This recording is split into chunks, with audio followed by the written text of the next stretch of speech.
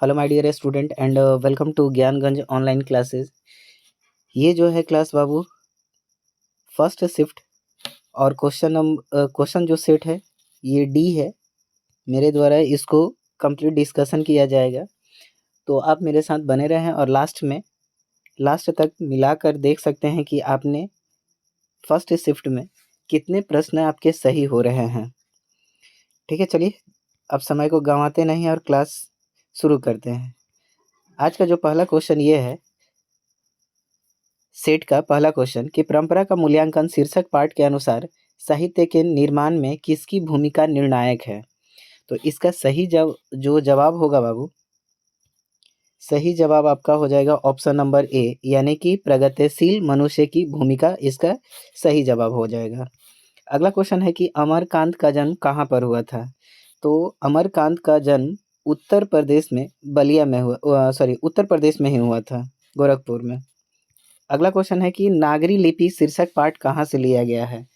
तो नागरी लिपि जो पाठ है यह इसका सही जो जवाब होगा ऑप्शन नंबर डी, भारतीय लिपियों की कहानी से ली गई है। भारतीय लिपि की कहानी से ली गई है, इसका सही जवाब ये होगा डी। चौथा नंबर क्वेश्चन है, कह रहा है कि नाखून क्यों बढ़ते हैं शीर्षक पाठ के अनुसार मनुष्य के द्वारा नाखून काटने की जो प्रवृत्ति है वह किसकी निशानी है। ऑप्शन है आपका पशुता का, मनुष्यता का, अबोधता का कि दानवता का। तो इसका जो सही जवाब हो जाएगा बाबू वो ऑप्शन नंबर आपका बी हो जाएगा, अबोधता का हो जाएगा। पांचवा नंबर जो क्वेश्चन है, कह रहा है कि संस्कृत, ग्रीक और लैटिन भाषाओं में समानता से मैक्स मूलर को किसने अवगत कराया था। ऑप्शन है आपका डॉक्टर क्ली ने, डॉक्टर विलियम जोन्स ने, कनिंघम की हैकर्स। तो 5 का सही जो आंसर हो जाएगा ऑप्शन नंबर बी सही होगा। अगला क्वेश्चन है कि नलिन विलोचन शर्मा के माता का नाम क्या था। प्रभावती, लीलावती, रत्नावली की दुर्गावती। तो इसका सही आंसर हो जाएगा option number C, Ratnavali Sharma हो जाएगा। अगला क्वेश्चन है कि अंबेडकर ने किसको भारत में बेरोजगारी का एक प्रमुख और प्रत्यक्ष कारण माना है। ऑप्शन है श्रम विभाजन, जाति प्रथा, दहेज प्रथा की नैतिकता। तो इसका सही जो जवाब होगा जाति प्रथा को इन्होंने क्या माना है, प्रमुख और प्रत्यक्ष कारण माना है। अगला क्वेश्चन है, सोफर किसको कहते हैं। रसोई को, माली को, ड्राइवर को कि राजमिस्त्री को। तो इसका जो सही जवाब हो जाएगा वो ऑप्शन नंबर सी हो जाएगा, यानी कि ड्राइवर होगा। अगला क्वेश्चन दिया है कि भीमराव अंबेडकर का निधन कब हुआ था। यहाँ पर ध्यान दीजिएगा, निधन का जिक्र कर रहा है। ऑप्शन है 1955, 1957, 1956, 1958। तो इसका सही जो जवाब हो जाएगा ऑप्शन नंबर आपका बी हो जाएगा, 1956 मुंबई में हुआ था। अगला क्वेश्चन है कि बांग्ला भाषा में खोखा किसको कहते हैं। बच्चा को, बच्ची को, नौकर को या पिता को। तो इसका सही जवाब क्या हो जाएगा ऑप्शन नंबर ए, बच्चा को खोखा कहा जाता है। 11 नंबर जो क्वेश्चन है, कह रहा है कि निम्न में से कौन देशज भाषा है। खिचड़ी, कीमत, ईमान, सुमन। तो यहाँ पर अगर देखिएगा तो खिचड़ी आपका क्या है, देशज भाषा है, जबकि कीमत और ईमान यह विदेशी भाषा लिया गया है। 12 नंबर जो क्वेश्चन है, कह रहा है कि मेरे अध्यापक बहुत भले हैं, इस वाक्य में प्रयुक्त बहुत भले किस पदबंध का उदाहरण है। क्या संज्ञा है, क्रिया है या सर्वनाम या विशेषण। तो इसका सही जो हो जाएगा आंसर यह विशेषण पदबंध का उदाहरण है। अगला क्वेश्चन है कि दीपावली किस संज्ञा का उदाहरण है। व्यक्तिवाचक, भाववाचक, जातिवाचक या समूहवाचक। 13 का सही आंसर क्या हो जाएगा, व्यक्तिवाचक का उदाहरण है। 14 नंबर क्वेश्चन है, कह रहे कि निम्न में से कौन जातिवाचक संज्ञा का उदाहरण है। चांदनी चौक, लड़कपन, रूसी की प्रोफेसर। 14 का सही जवाब क्या हो जाएगा बाबू, तो 14 का सही जवाब हो जाएगा ऑप्शन नंबर डी, प्रोफेसर।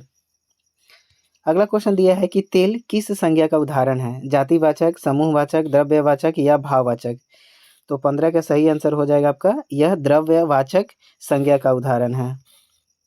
अगला क्वेश्चन है कि निम्न में से कौन कर्मवाच्य का उदाहरण है। हरि पढ़ता है, रोशन पत्र लिखता है, अंजलि के द्वारा रोटी पकाई गई कि प्रशांत से चला नहीं जाता। तो 16 का सही जवाब क्या हो जाएगा बाबू? रोशन पत्र लिखता है। इसका सही जवाब क्या हो जाएगा? Option number B. अगला क्वेश्चन दिया है, आजीवन किस समास का उदाहरण है? आजीवन किस समास का उदाहरण है? ऑप्शन है आपका, सॉरी यहाँ पर इसके पहले वाला जो क्वेश्चन मेरे द्वारा बताया गया, इसका 16 का सही आंसर हो जाएगा आपका सी हो जाएगा। क्या हो जाएगा बाबू? सी। गलती से हो गया था, इसको सुधार लीजिएगा। ऑप्शन नंबर सी सही हो जाएगा। 16 का सी। अंजलि के द्वारा रोटी पकाई जाती है, जो कि क्रम वाच्य का उदाहरण है। 17 नंबर जो क्वेश्चन है, कह रहा है कि आजीवन किस समास का उदाहरण है? द्विगु, द्वंद्व, नद की अव्ययी भाव समास। तो इसका सही जो आंसर हो जाएगा, यह अव्ययी भाव समास का उदाहरण है। जबकि द्विगु समास में संख्या का बोध होता है, और द्वंद्व में एक जैसे शब्द जैसे रोटी कपड़ा, दाल रोटी, इस तरह का जब लड़का लड़की, बेटा बेटी, इस तरह का जब वर्ड आता है तो उसको द्वंद्व समास के अंतर्गत रखा जाता है। अगला क्वेश्चन है कि नर प्लस इस पदों की संधि से कौन सा शब्द बनेगा? नरोज, नरोस, नरैस, नरेश की नरेश। तो इसका सही जो जवाब होगा 18 का ऑप्शन नंबर सी सही हो जाएगा। अगला क्वेश्चन है कि धरती कब तक घूमेगी शीर्षक पाठ मूल रूप से किस भाषा में है? तमिल में, राजस्थानी, उड़िया, गुजराती। तो इसका सही आंसर क्या हो जाएगा बाबू? यह एक उड़िया कहानी है। अगला क्वेश्चन है कि माँ शीर्षक पाठ के लेखक कौन है? श्रीनिवास, सतकोड़ी होता है, ईश्वर पेटलीकर या सुजाता। तो माँ शीर्षक कहानी के पाठ के जो लेखक है वो सुजाता हैं। अगला क्वेश्चन है कि द का उच्चारण कहाँ से होता है? ओष्ठ, तालु, दंत, कंठ। तो 21 का सही आंसर क्या हो जाएगा बाबू? ऑप्शन नंबर सी, या दांत से इसका उच्चारण होता है। अगला क्वेश्चन दिया है कि निम्न में से कौन दंतोष्ठ्य ध्वनि है? अ, स, ई, ब की व। तो 22 का सही आंसर क्या हो जाएगा? दंतोष्ठ्य, दांत और होठ के साथ जिसका उच्चारण होता है उसको दंतोष्ठ्य कहा जाता है। अ, तो ये तो कंठ से आ रहा है। ई, व, व का उच्चारण अगर देखिएगा, स, स, स और व, इनमें से इसका जो सही उच्चारण हो जाएगा 21, 21, 21 सॉरी 21 का तो हो गया है, 22 का जो उच्चारण हो जाएगा वह हो जाएगा। क्या हो जाएगा? वह इसका सही आंसर होगा। 23 नंबर क्वेश्चन है, कह रहा है कि ई का उच्चारण स्थान क्या है? ई का उच्चारण स्थान क्या है? कंठ है, तालु है, मूर्धा है या ओठ है? तो इसका सही आंसर हो जाएगा तालु। अगला क्वेश्चन है कि छंद शास्त्र में दीर्घ मात्रा को क्या कहते हैं? ह्रस्व, लघु, प्लुप्त या गुरु। 24 का सही आंसर क्या हो जाएगा बाबू? तो इसका आंसर हो जाएगा गुरु हो जाएगा। अगला क्वेश्चन दिया है कि निम्न में से कौन अल्प प्राण व्यंजन है? ख है, ठ है, घ है या च है? तो इसका सही जवाब क्या हो जाएगा? Option number B. Option number B यानी कि च इसका सही जवाब हो जाएगा। चलिए अगला क्वेश्चन है, कह रहे हैं कि निम्न में से किसे दैमात्रिक स्वर भी कहते हैं? ह्रस्व स्वर, दीर्घ स्वर, प्लुप्त स्वर या लघु स्वर। तो 26 का सही आंसर क्या हो जाएगा बाबू? दीर्घ स्वर को द्विमात्रिक स्वर भी कहते हैं। अगला क्वेश्चन है कि नारद की दृष्टि में जिन वर्णों के उच्चारण नाद की दृष्टि से जिन व्यंजन वर्णों के उच्चारण में स्वर तांत्रिक झंकृत होती है उनको क्या कहा जाता है? घोष, अवघोष, अल्प प्राण या महाप्राण। तो 27 का सही आंसर क्या हो जाएगा? घोष इसका सही जवाब हो जाएगा। अगला क्वेश्चन है कि मुंह, केवल मुंह से बोले जाने वाले सस्वर वर्णों को क्या कहा जाता है? निर्नुसांसिक, अनुस्वार के अनुनासिक, इनमें से कोई नहीं। तो 28 का सही जो जवाब होगा यह निर्नुनासिक हो जाएगा इसका सही उत्तर। अगला क्वेश्चन दिया है कि निम्न में से कौन अंतःस्थ व्यंजन है? ल, स, प या त्र। तो 29 का सही आंसर क्या हो जाएगा? ये आपका हो जाएगा ऑप्शन नंबर ए यानी कि ल हो जाएगा। अगला क्वेश्चन है कि निम्न में से उसमें व्यंजन कौन है? स, ब, प, ब। तो इसका सही आंसर क्या हो जाएगा? ऑप्शन नंबर ए यानी कि श हो जाएगा। अगला क्वेश्चन दिया है कि निम्न में से कौन पुल्लिंग शब्द है? चुंगली, गति, आईना या खेती? तो 31 का सही आंसर हो जाएगा बाबू आईना। आईना यह पुल्लिंग शब्द है। अगला क्वेश्चन दिया है कि निम्न में से कौन स्त्रीलिंग शब्द है? कानन, चेष्टा, खिलौना या आश्रम? तो 32 का सही आंसर हो जाएगा आपका ऑप्शन नंबर बी, चेष्टा आपका स्त्रीलिंग शब्द है। अगला क्वेश्चन दिया है कि अंकित मेला घूमने गया था, यह वाक्य किस काल का उदाहरण है? वर्तमान काल, भूतकाल, भविष्यत काल की संभाव्य भविष्यत काल? तो 33 का सही जो आंसर हो जाएगा ऑप्शन नंबर बी, यह भूतकाल का हो जाएगा। अगला क्वेश्चन है कि घोड़ा बहुत तेज दौड़ता है, इस वाक्य में प्रविशेषण क्या है?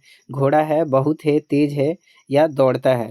तो 34 का सही आंसर हो जाएगा डी, यह प्रविशेषण शब्द है। अगला क्वेश्चन है कि मोहन तैयार होकर के विद्यालय गया, यह वाक्य किस क्रिया का उदाहरण है? पूर्वकालिक क्रिया, प्रेरणार्थक क्रिया, नाम बोधक क्रिया कि शक्ति बोधक क्रिया? 35 का सही आंसर हो जाएगा बाबू ऑप्शन नंबर ए, यह पूर्वकालिक क्रिया का उदाहरण है। 36 नंबर जो क्वेश्चन है, कह रहे हैं कि कक्षा में सब छात्र उपस्थित हैं, यह वाक्य किस विशेषण का उदाहरण है? ऑप्शन है निश्चित संख्या वाचक संज्ञा का कि निश्चित संख्यावाचक का? तो इसका सही जो जवाब होगा अनिश्चित संख्या वाचक का ही उदाहरण है। 37 नंबर क्वेश्चन दिया है, कह रहा है कि अमरजीत शहरी लड़का है, यह वाक्य किस विशेषण का उदाहरण है? संख्या, गुणवाचक, सर्वनामी की प्रविशेषण? तो इसका सही जो जवाब हो जाएगा ऑप्शन नंबर डी हो जाएगा। चलिए अगला क्वेश्चन है 38 नंबर। कह रहा है कि अंकिता अपने आप जा रही है, यह वाक्य किस सर्वनाम का उदाहरण है? निश्चयवाचक, अनिश्चयवाचक, निजवाचक कि संबंधवाचक? तो इसका सही जो आंसर होगा ऑप्शन नंबर सी, निजवाचक का उदाहरण है। अगला क्वेश्चन दिया है कि मेरे लिए यह घर अनजान नहीं है, यह वाक्य में किस सर्वनाम का उदाहरण है? ऑप्शन ये है निश्चयवाचक, अनिश्चयवाचक, संबंधवाचक या प्रश्नवाचक? तो 39 का जो सही हो जाएगा आंसर, यह निश्चयवाचक का उदाहरण है। अगला क्वेश्चन दिया है कि निम्न में से कौन सा तत्सम शब्द है? बच्चा, मोर, सूर्य या आग? तो 40 का सही जो आंसर हो जाएगा बाबू, यह सूर्य हो जाएगा, यानी कि ऑप्शन नंबर सी सही हो जाएगा। 41 नंबर जो क्वेश्चन दिया है, कह रहा है कि कुल श्रेष्ठ किस तत्पुरुष समास का उदाहरण है? संबंध, अधिकरण, संप्रदान या कर्म? तो 41 का सही जो आंसर हो जाएगा कुल श्रेष्ठ, यह संबंध समास का उदाहरण है, तत्पुरुष से संबंधित उदाहरण है। अगला क्वेश्चन दिया है कि चंद्रशेखर किस समास का उदाहरण है? बहुब्रीहि, अव्ययी, द्विगु या नद? तो 42 का सही जो जवाब हो जाएगा वो बहुब्रीहि हो जाएगा। अगला क्वेश्चन दिया है कि गाय बैल किस समास का उदाहरण है? तो यह द्वंद्व समास का उदाहरण है। अगला क्वेश्चन दिया है कि बाजार विशेष्य का विशेषण क्या हो जाएगा? बोझिल होगा नहीं, बादामी नहीं होगा, बरसाती नहीं होगा, इसका सही जवाब हो जाएगा बाजारू। इसका सही जवाब क्या हो जाएगा बाबू? बाजारू। अगला क्वेश्चन दिया है कि नगर विशेष्य का विशेषण क्या हो जाएगा? ऑप्शन है आपका नुकीला, निंदनीय, नैतिक, नागरिक। तो इसका सही जो जवाब होगा बाबू नागरिक हो जाएगा। अगला क्वेश्चन दिया है कि पर्वत विशेष्य का विशेषण क्या है? प्रांतीय, पठित, पर्वतीय कि परीक्षित? तो 46 का सही आंसर हो जाएगा पर्वतीय। अगला क्वेश्चन दिया है कि शिक्षा में कौन सा प्रत्यय है? अन, शिक्ष, आ, अ? तो 47 का सही आंसर हो जाएगा आपका बाबू अ हो जाएगा। अगला क्वेश्चन है कि डाकुओं में कौन सा प्रत्यय है? उ, ओड, इया, डाक? तो 48 का सही आंसर हो जाएगा ऑप्शन नंबर ए, उ हो जाएगा, डाकू।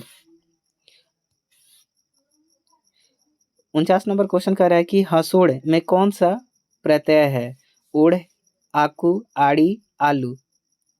तो इसका सही आंसर हो जाएगा, प्रत्यय क्या होता है? तो शब्द के अंत में लगता है और उसके अर्थ में परिवर्तन कर देता है, प्रत्यय कहलाता है।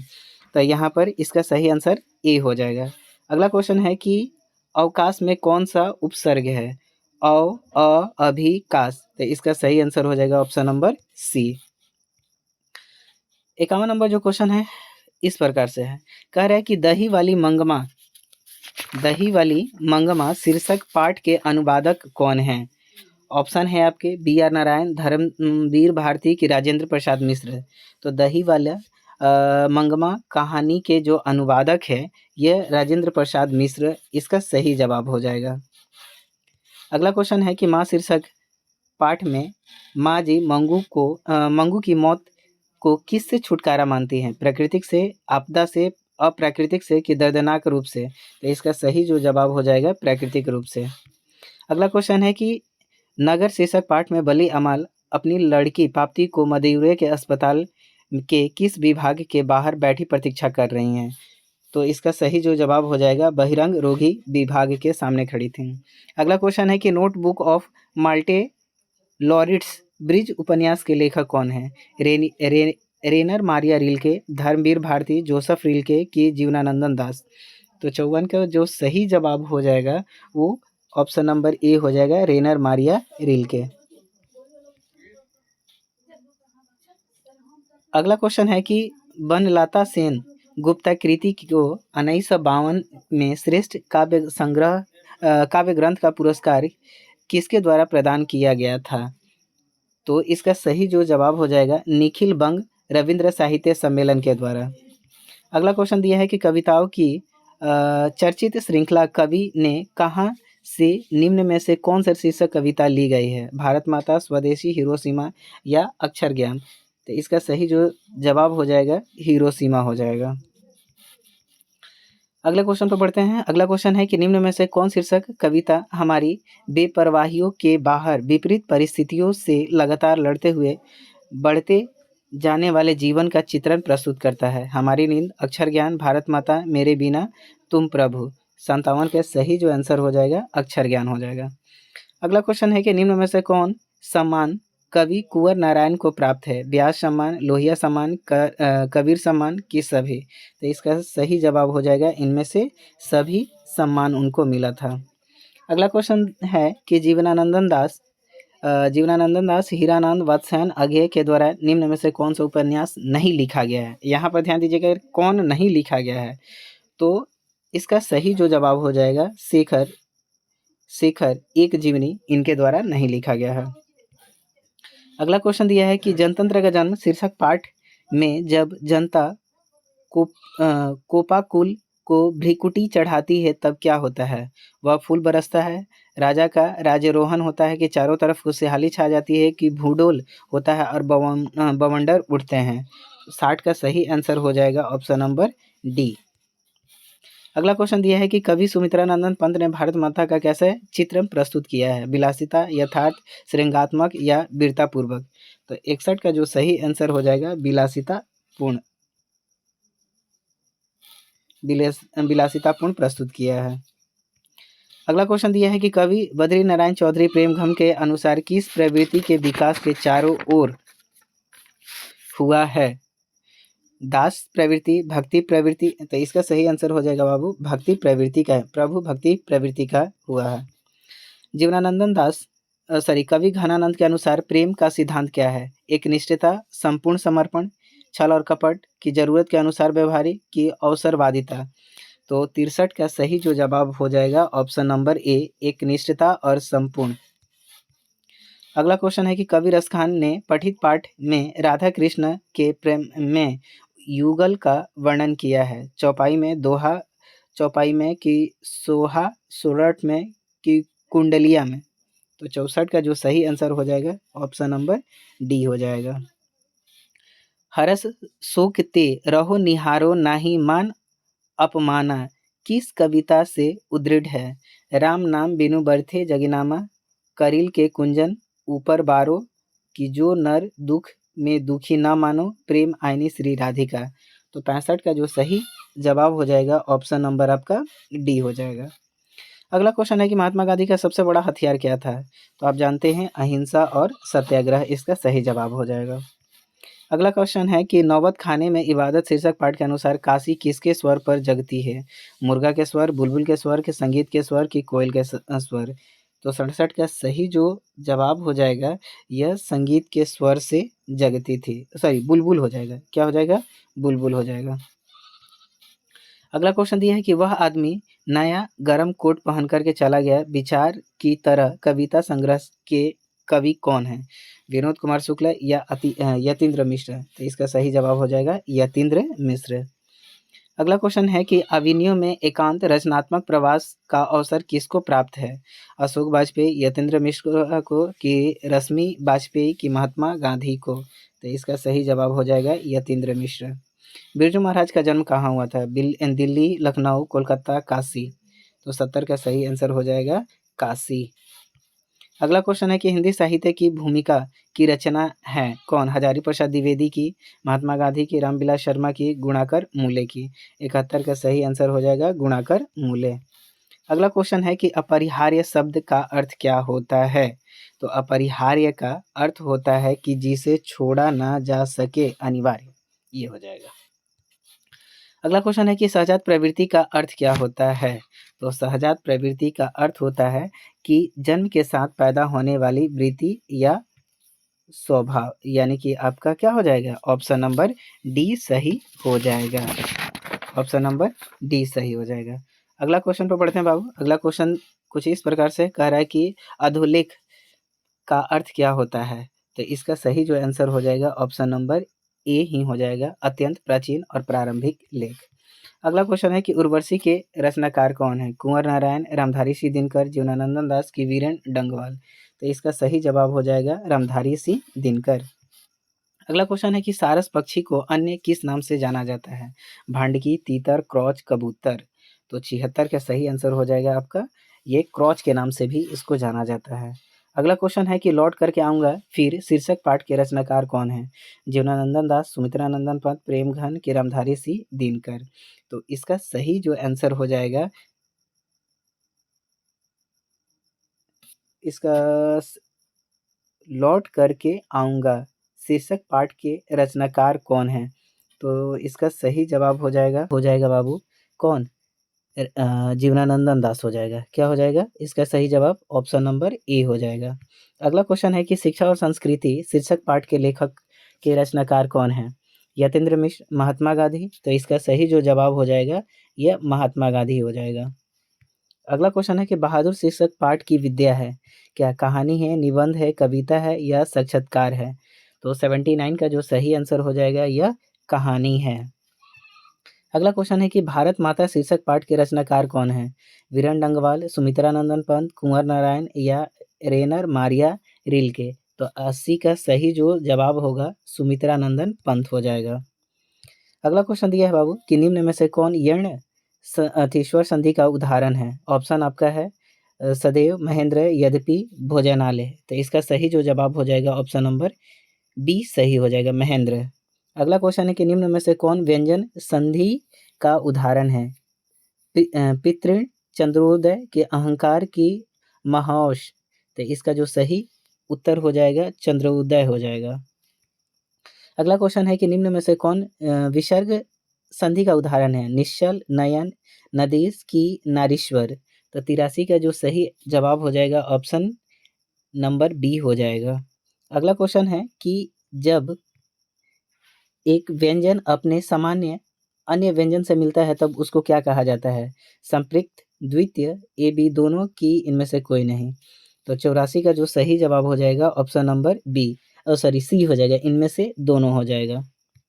अगला क्वेश्चन है कि लेने के देने पड़ना मुहावरे का अर्थ क्या होता है? भयभीत होना, इंतजार करना, लाभ के बदले हानि के शुभारंभ करना? तो इसका सही जो जवाब हो जाएगा लाभ के बदले हानि, ऑप्शन नंबर सी हो जाएगा। अगला क्वेश्चन है कि सिर से पैर तक के लिए एक शब्द क्या हो जाएगा? पद्मांगी, प्रत्यक्ष, द्रुतगामी, की अपाद मस्तक? तो इसका जो सही जवाब हो जाएगा ऑप्शन नंबर डी हो जाएगा। अगला क्वेश्चन पर बढ़ते हैं बाबू। अगला जो क्वेश्चन दिया है कि निम्न में से कौन शुद्ध वाक्य है? ऑप्शन है मुझे प्यास लगा है, पाकिस्तान का हार हो गया, लाश जल गई, सुबह हो गया? तो 87 का जो सही जवाब हो जाएगा ऑप्शन नंबर डी सही हो जाएगा। अगला क्वेश्चन दिया है कि आरंभ का विलोम क्या होता है? तो आरंभ का विलोम शब्द होता है अंत, यानी कि ऑप्शन नंबर डी सही हो जाएगा। अगला क्वेश्चन दिया है कि उत्तम का विलोम क्या हो जाएगा? उत्तम का विलोम अधम हो जाएगा। क्या होगा बाबू? तो अधम हो जाएगा। अगला क्वेश्चन दिया है कि पंडित का विलोम क्या हो जाएगा? तो पंडित का विलोम मूर्ख हो जाएगा। अगला क्वेश्चन दिया है कि परिवर्तन में कौन सा उपसर्ग है? तो परिवर्तन में उपसर्ग आपका हो जाएगा परि। क्या हो जाएगा बाबू? परि, यानी कि ऑप्शन नंबर क्या हो जाएगा? ए सही हो जाएगा। अगला क्वेश्चन दिया है कि सुगम में कौन सा उपसर्ग है? तो सुगम में आपका जो उपसर्ग है वो सु वर्ड है, यानी कि ऑप्शन नंबर बी। इंद्र का पर्यायवाची शब्द क्या है? तो इंद्र का पर्यायवाची जो शब्द है यह पुरंदर होता है। क्या हो जाएगा? पुरंदर। इसका सही जवाब हो जाएगा। अगला क्वेश्चन दिया है बाबू कि घर का पर्यायवाची शब्द क्या होगा? तो घर का पर्यायवाची शब्द होता है निकेतन। अगला है कि आनंद का पर्यायवाची शब्द क्या हो जाएगा? तो आनंद का पर्यायवाची शब्द होता है प्रमोद। अगला क्वेश्चन दिया है कि गुरु गुड़ चेला चीनी लोकोक्ति का अर्थ क्या होता है? तो इसका सही जो जवाब होता है, इसका सही जवाब हो जाएगा ऑप्शन नंबर बी, शिष्य का गुरु से बढ़ जाना। अगला क्वेश्चन दिया है कि बसंत आया और बाग में फूल खिल गया, इस वाक्य का उदाहरण है? आज्ञावाचक, सरल वाक्य, मिश्र वाक्य या संयुक्त वाक्य? तो 57 का सही जो जवाब हो जाएगा बाबू ऑप्शन नंबर डी हो जाएगा। अगला क्वेश्चन दिया है कि सुमन गोपाल को दूध दे रहा है, यह किस कारक का उदाहरण है? कर्म, करण, संप्रदान की कर्म? तो 58 का जो सही जवाब हो जाएगा वो कर्म हो जाएगा। अगला क्वेश्चन दिया है कि माँ ने बच्चों को सुलाया, यह किस कारक का उदाहरण है? तो इसका कमेंट करके बताइएगा कि इसका सही आंसर क्या हो जाएगा। और 80 जो नंबर है, बुढ़िया का बहुवचन क्या हो जाएगा? तो इसका हो जाएगा option number B, option number D सही हो जाएगा। ऑप्शन नंबर डी आपका सही हो जाएगा। 99 नंबर जो क्वेश्चन है इसका जवाब हम थोड़ा सा सस्पिशन में है, क्योंकि जो इसका जवाब होना चाहिए, इसका जैसे कर्ता अगर पढ़िएगा, कर्ता ने कर्म को, यानी कि ऑप्शन में कर्ता होना चाहिए जो कि ऑप्शन में नहीं है, तो इसका आंसर आप कहीं दूसरे जगह से ढूंढ लीजिएगा। फिलहाल तो ये आपके 100 प्रश्न कंप्लीट हुए और आप लोग अपना आंसर कमेंट करके बताएं कि आपके एग्जाम में फर्स्ट शिफ्ट में कितने प्रश्न आपके सही हो रहे हैं। फिलहाल आज के लिए इतना ही, मिलते हैं नए वीडियो के साथ। Thank you.